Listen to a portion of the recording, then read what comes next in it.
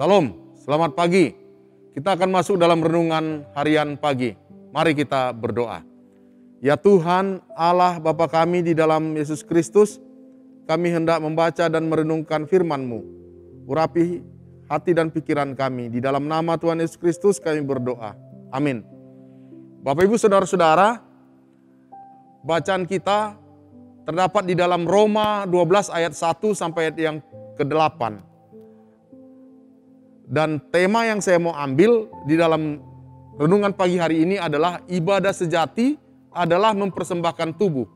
Dan yang menjadi ayat emasnya adalah pada ayat yang pertama. Firman Tuhan yang berbunyi, "Karena itu saudara-saudara, demi kemurahan Allah aku menasihatkan kamu, supaya kamu mempersembahkan tubuhmu sebagai persembahan yang hidup, yang kudus, dan yang berkenan kepada Allah."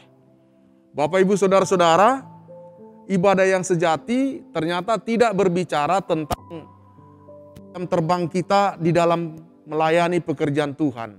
Ibadah yang sejati juga tidak berbicara mengenai kerajinan kita menghadiri jam-jam peribadatan di gereja.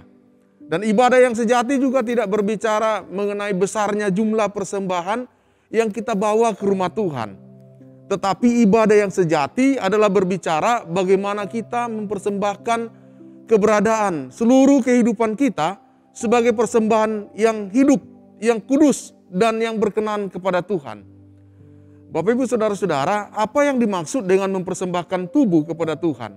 Mempersembahkan tubuh kepada Tuhan berarti memisahkan, mengkhususkan tubuh kita ini hanya dipakai untuk melakukan perkara-perkara rohani yang menyenangkan hati Tuhan, bukan melakukan perkara-perkara duniawi. Rasul Paulus mengatakan bahwa tubuh kita ini adalah bait Roh Kudus, di mana Roh Kudus tinggal. Karena itu kita harus mempersembahkan tubuh kita untuk kemuliaan Tuhan. Kenapa? Karena kita telah dibeli dengan harga yang telah lunas dibayar. 1 Korintus 6 ayat 19 sampai 20. Oleh sebab itu kita bukan ada untuk melakukan kesenangan kedagingan kita. Bapak Ibu Saudara-saudara, ada firman Tuhan yang tertulis mengatakan, sebab kamu tahu bahwa kamu telah ditebus dari cara hidupmu yang sia-sia, yang kamu warisi dari nenek moyangmu.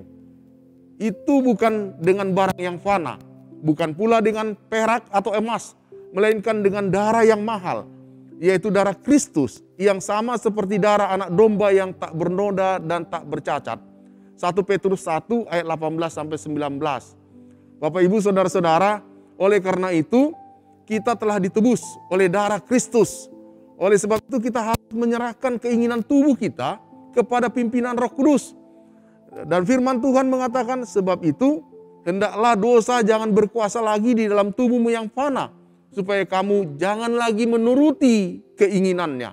Roma 6 ayat 12. Hal itu berarti, dari apa yang saya uraikan di atas tadi, berarti kita jangan lagi, tidak lagi menyerahkan anggota-anggota tubuh kita kepada dosa untuk dipakai sebagai senjata kelaliman.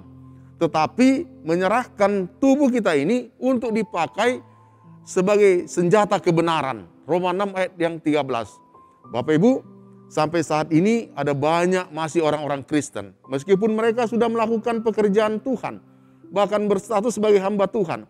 Tetapi ternyata hidupnya untuk memuaskan keinginan dan hawa nafsunya, melakukan perselingkuhan, jatuh ke dalam dosa perzinahan, terlibat dalam pergaulan seks bebas, narkoba, dan sebagainya.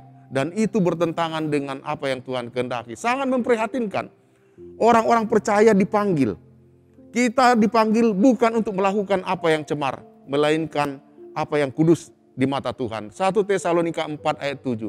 Oleh sebab itu persembahkanlah tubuhmu untuk kemuliaan nama Tuhan. Demikian firman Tuhan, mari kita berdoa. Firman-Mu kiranya menguatkan supaya kami mempersembahkan tubuh kami sebagai ibadah yang sejati kepada Tuhan. Di dalam nama Tuhan Yesus Kristus kami berdoa. Amin.